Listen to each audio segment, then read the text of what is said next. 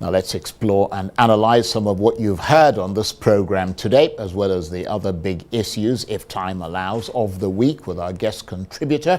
And with me in the studio is the public policy analyst, Chibuzo Okereke. Thank you very much indeed for coming in. Thank you, Charles. Good evening. What's your assessment of what Mr. Yusuf Datti Baba Ahmed has had to say, starting with the assertion of Professor Wole Soyinka that his principal, Peter Obi, is unfit to be president of Nigeria? Well, what I have to say first, what qualifies one to be the president of Nigeria is as prescribed by the Constitution.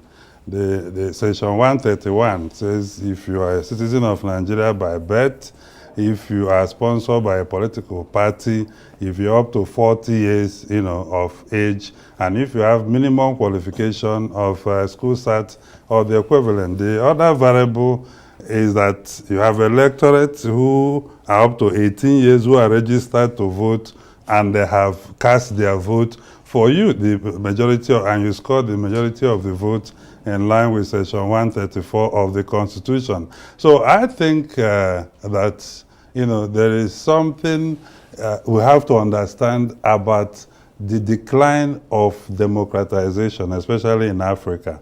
It has given birth to another variable, a concept called the rise of political movement. So people are moving away from political party system because of how regimented and regulated that ecosystem and is. Manipulable it is. So there's rise of political movement arising from a number of issues, coming to misgovernance and other challenges. So I don't think even an attempt by Peter Obi himself to control the political movement that has risen over different issues, right? Just like we had the build-up with the APC, the CPC, ANPP, and all that. You remember what happened? The change mantra, the idea, the notion that the serving president at the time was clueless and that he was not able to. So they maintained that mantra and brought about, let us make the change. So these are political, if you call it. In other words, you're saying that Peter Obi can't control what the obedience are doing. Well, in other words, you can't stop them with a magic wand and say, well. Yeah, absolutely. Yeah. And the question is, what are those things the obedient are doing? And who has been able to dissect which of those actions can be directly linked to the obedient? Because we must not divide Nigeria into political parties alone. There are Nigerians who are seeking governance from their political leadership and they're expressing themselves. So if that expression, like we found an alliance between what the opposition parties were agitating for and the disenchantment among Nigerians leading to 2015, when those two converged, they were able to remove a sitting president. So you cannot, divulge the fact there are people who are disgruntled, who are not happy with the governance system in the country. But when you classify all of them as obedient, then you are unable to solve the real governance issues that citizens demand for. I think the problem Wole Soyinka has is that they were directing insults at him. He's getting a volley of insults on a constant basis. And I think he obviously reported that to Mr. Peter Obi, who said that it won't, according to what we saw in that clip that we played, who, according to... Promised to address that it won't happen again. But then it continued. And what he's saying is that he brought out his phone and he seemed to be able to have that leverage over those people. So that if it continues, it means that there is some kind of sanction coming from Peter Obi. I don't think so.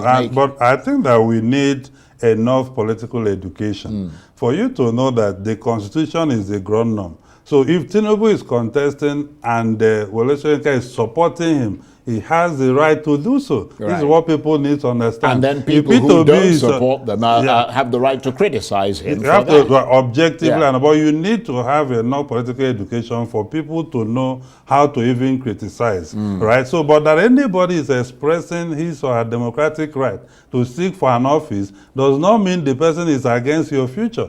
We are a constitutional democracy, and people have to respect, the law. The same thing, if P2B is contesting, it does not mean he's against somebody. He's expressing a constitutional right. The fact is that P2B himself also gets a lot of insults absolutely, because even if P2B wins the election tomorrow, you're going to have people that are on the opposing side that is going to criticize everything he will be doing. This is the reality.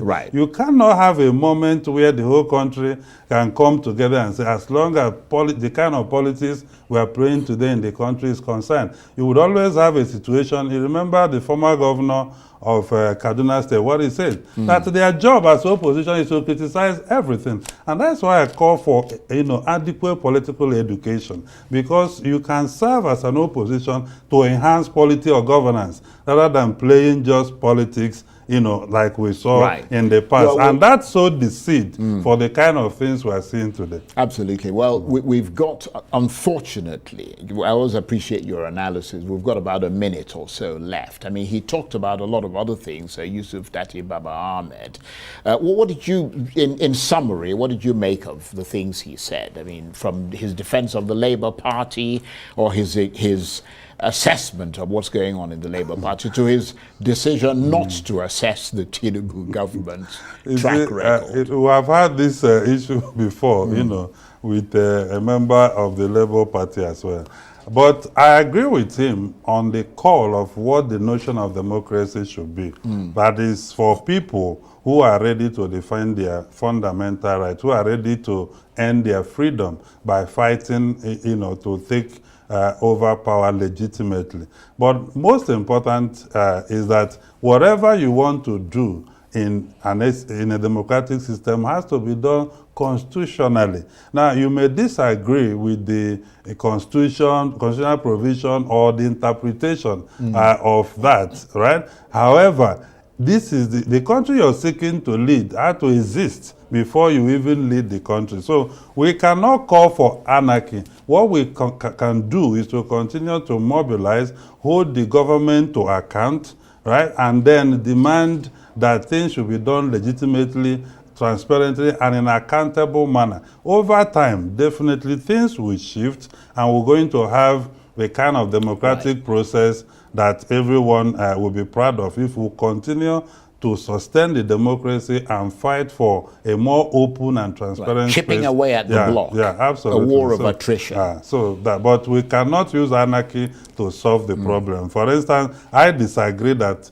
Nigerians should have been mobilized to stop a president from being sworn in. No, he didn't say they should do that. He said they could have done that. So that kind of call is not... He actually thought Nigerians were civilized. You could have been the one. You could have been the one that they declared as the president, and the other party who scored 6 million, and they will mobilize to say, no, we disagree. That's so a good point. We will not use anarchy process, we will use constitutional means. And that is how democracy is built. And on that note, Chibuzo, thank you very much indeed. Chibuzo Okereke is a public policy analyst. Always good to have your analysis. That's it for this edition of Arise Prime Time. Join us again next week. From me and the entire team here in Abuja, bye-bye, and thank you for watching.